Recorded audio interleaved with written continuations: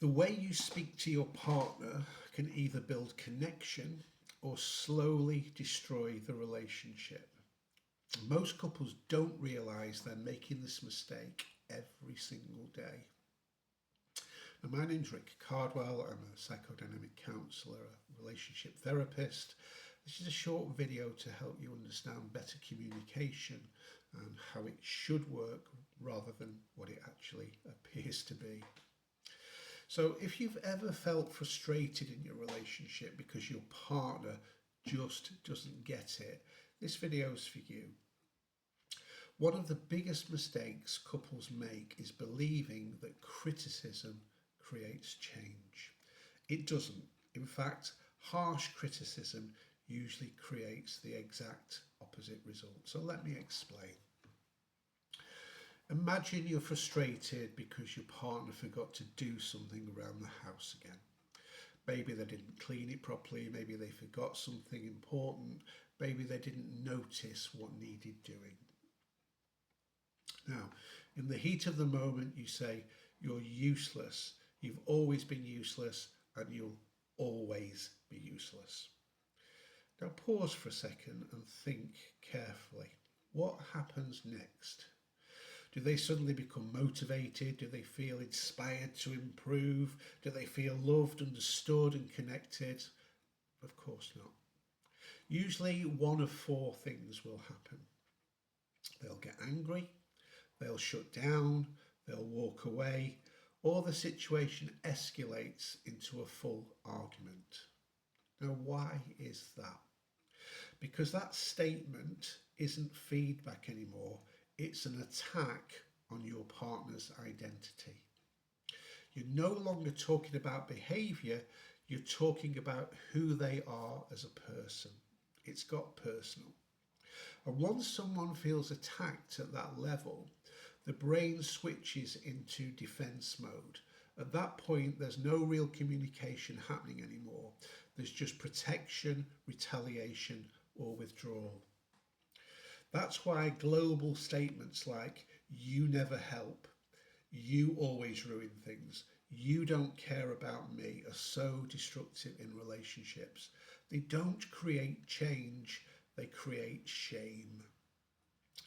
And shame rarely motivates healthy behaviour. Now here's the important part. Most relationship problems are not solved through criticism. They are solved through clarity.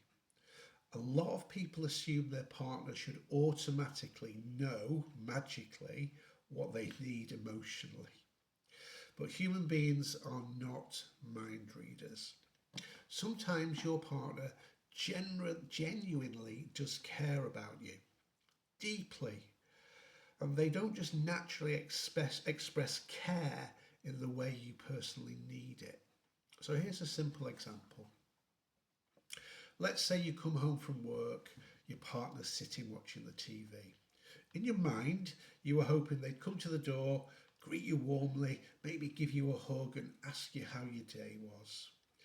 But instead, they barely look up, hardly acknowledge you. Now, many people react emotionally in that moment. "You don't care about me. You can't even say hello. You're selfish." But there's a much healthier and a far more effective way to communicate, and this is so much better. You could say, "Can I tell you something that would really help me emotionally? Sometimes when I come home, I feel a little disconnected or anxious after a long day. It'd really mean a lot to me if you'd walk in, if when I walk in, you could just pause the TV for a moment, stop what you're doing, come and say hello and just ask me how my day was, even for just 2 minutes. Then you can go back to what you were doing." Now, do you hear the difference in the two approaches? That approach is specific, it's honest, and it's vulnerable.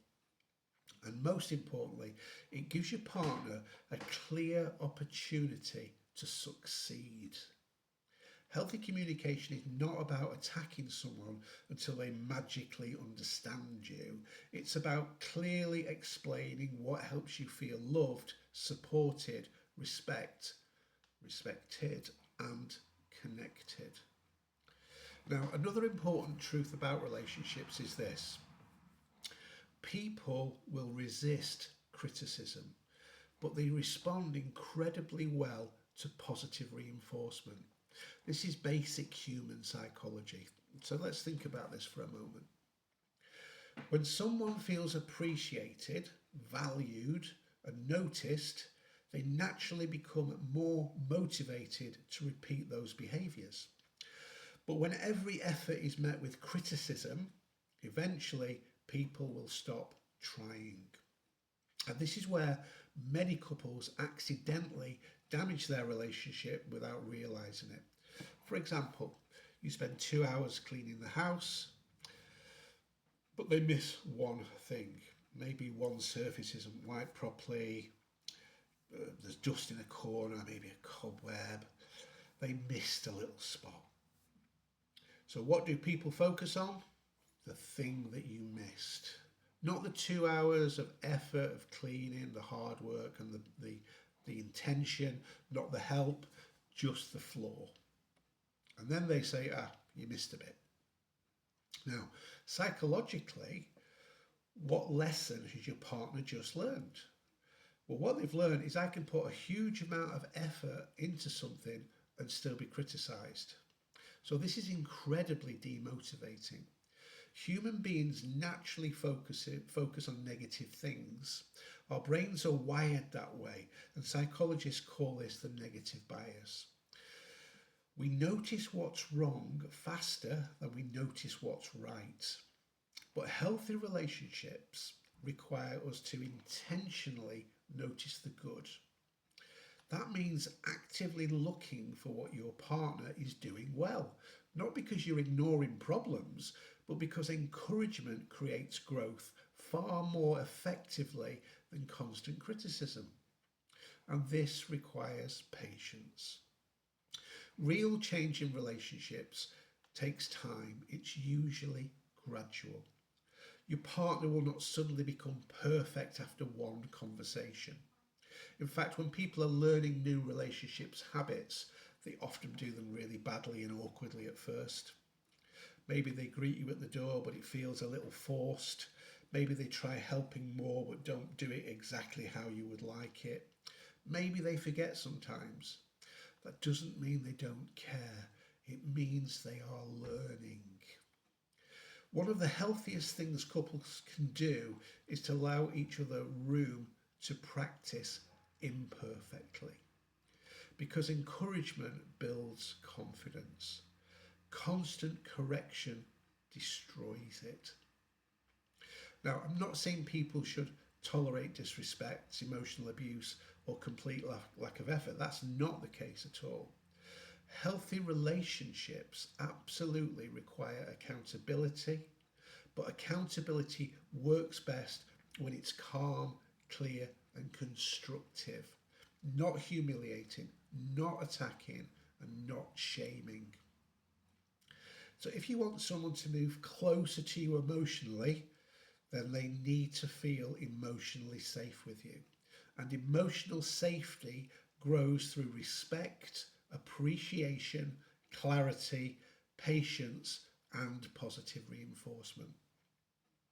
So here's something I often tell couples in therapy.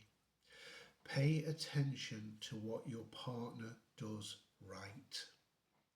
When they make an effort, acknowledge it. When they help, appreciate it.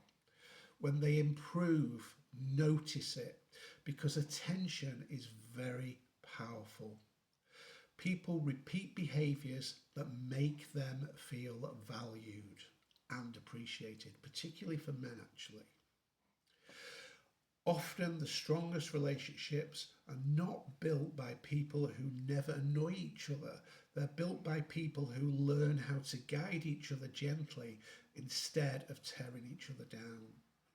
Relationships are much less about winning arguments and more about creating an environment where both people can grow. So the next time you feel frustrated, pause and ask yourself, Am I attacking this person? Or am I clearly communicating the behaviour that I need? That one question can completely change the direction of any relationship. So if this video helped you think differently about communication and relationships, please make sure to like and subscribe, share it with someone who might need it, help people to enjoy these videos and hopefully get some learning from them. So thanks for watching. I'll be back with another video in the next day or two. So thanks again.